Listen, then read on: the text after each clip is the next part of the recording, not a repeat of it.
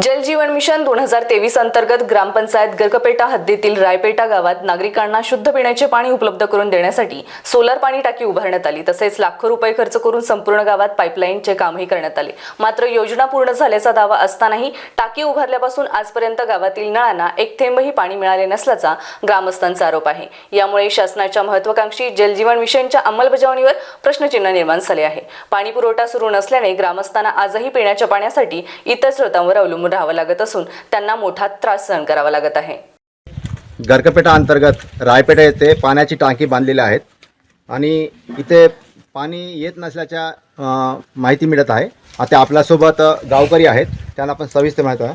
Sir, आपल्या गावात पाण्याची टाकी बांधलेली आहे आणि सूत्रांकडून माहिती मिळत आहे की 2023 मध्ये ही टाकी बांधण्यात आला आणि पाणी येत आहे का? नाही, 3 वर्षापासून होत आहे पण टाकी बांधून आतापर्यंत एक पाणी पण नाही आलं। आता काय करत आहे माहीत नाही, कोणी कसं काय अडचण सांगायचं ते।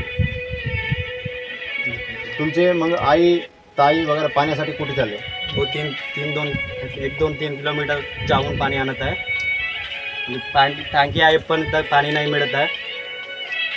सरकार काय करत आहे लक्षात येत नाही, काय करायचं आहे तुमच्या। आता मी टी व्हीला बोलवलं आहे, तिकडे बोलता येत नाही।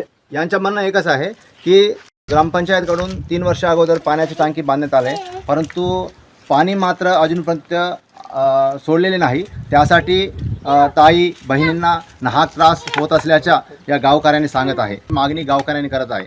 Shyam Bejanwar, star Maharashtra news, Gadchiroli. नवनवीन घडामोडी पाहण्यासाठी स्टार महाराष्ट्र न्यूजला सबस्क्राईब करा आणि ताज्या बातम्यांचे अपडेट मिळवण्यासाठी बेल आयकॉनला प्रेस करा।